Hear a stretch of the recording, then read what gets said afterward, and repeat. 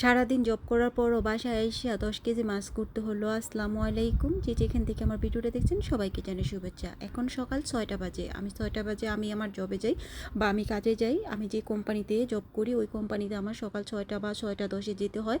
ওইখানে আমার কাজ শুরু হয় 7টা থেকে, তো আরও আধা ঘন্টা আগে আমার যেতে হয়। বাসা থেকে যেতে আমার সময় লাগে 20 মিনিট, তো এই জন্য আমার 7টা আগে যেতে হয়। 6টা 10-এ রওনা দিতে হয় বা 6টার দিকে রওনা দিতে হচ্ছে। আসছি, আইসা ক্যান্টিনে বসে থাকি, অপেক্ষা করি, বা কোম্পানি যে ড্রেস দেয় আমাদের এগুলো এইখানে আইসাই পড়তে হয়। তো এখানে আইসা দেখি যে বৃদ্ধ মহিলাটা, ওনার বয়স মিনিমাম 100 বছর, 100 বছরের বেশি হবে, কম হবে না। উনি এখনও কাজ করে খায়।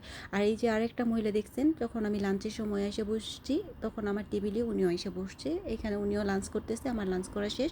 তো ওনাকে আমি একটু ভিডিও করে নিলাম এবং আমি আপনাদেরকে দেখাচ্ছি জাপানে মানুষ কত বয়স ভেদাভেদ নেই। ওনারা যদি সুস্থ থাকে, একমাত্র বিছানায় যদি না পড়ে যায় ততদিন পর্যন্ত ওনারা কাজ করে খায় জাপানের মানুষ। অনেকে বলে জাপানের মানুষ মৃত্যুর আগের দিন পর্যন্ত ওরা কাজই করে। আর কারণ কাজ করে তারা একা একা বাসায় কি করবে, কারণ তাদের ছেলে মেয়েরা তো তাদের কাছে থাকে না। 15 বছর, দেখা যায় 18 বছর বয়স হলে তাদের আর অধিকার থাকে না ওই বাচ্চাদের তারা কাছে রাখার। ওই বাচ্চাদের স্বাধীন মতো ওরা যেখানে থাকতে মন চায় ওইখানে থাকতে পারবে, এটা সরকারের নিয়ম। এই জন্য বাচ্চারা সবাই চলে যায় শহরে। শহরে গিয়ে বাচ্চারা লেখাপড়া করে, জব করে। তারা কেউ বাবা মার খোঁজ খবর রাখলে রাখে, না রাখলে নেয়। আর এজন্য তারা বেশিরভাগই কাজ করে।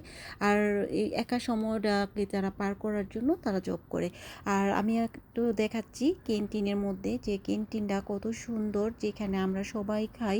এখানে কত সুন্দর কোম্পানি ব্যবস্থা করেছে, একদম পুরো কিচেন। আর এখানে মিনিমাম ওভেনগুলো 17টা ওভেন আছে, ফ্রিজ আছে। তো আমার আজকে কাজ শেষ হয়ে গেছে, তাড়াতাড়ি চলে যাচ্ছি বাসায়। বাসায় গিয়ে আজকে 10 কেজি মাছ কুটবো। আর পরিবেশটা এত সুন্দর লাগছে, জাপানের যেখানে যাই জাপানের মন জুড়ানোর মতন বা চোখ জুড়ানোর মতন পরিবেশ, এতটাই ভালো লাগে। আর জাপানের ধানগুলো পেকে গেছে, কোনো দিক দিয়ে ধান কাটছে, আবার কোনো দিক দিয়ে অনেক জায়গায় রয়ে গেছে, ভালো করে পাকে নাই। আর রাস্তাগুলো কত সুন্দর, এইরকম ধান ক্ষেতের মাঝখান দিয়ে পাকা রোড। আর এখানেই ট্রাফিক পুলিশ নেই, কিন্তু সিগন্যাল ঠিকই আছে। ওদের সময় মতো সিগন্যাল উঠে যায়। এ তো দেখুন ধান ক্ষেতের মাঝখান দিয়ে কত সুন্দর রাস্তা। এই দৃশ্যগুলো দেখে আমার অনেক ভালো লাগে।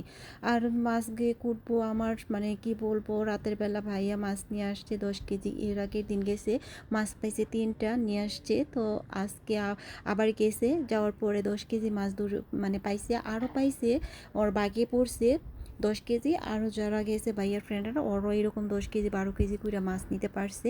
তো এখন এই মাছগুলো আমি ভিজিয়ে নিচ্ছি, ভিজিয়ে তারপরে সবগুলো মাছই আমরা কুটবো। আর সবার জন্য এখন রান্না করছি, কারণ সবারই তো ক্ষুধা লাগে কাজে থেকে আসলে। তাড়াতাড়ি করে রান্না বসিয়ে দিয়েছি। তো আজকের ভিডিওটা কেমন হয়েছে, যদি ভালো লাগে লাইক কমেন্ট শেয়ার করে দিবেন।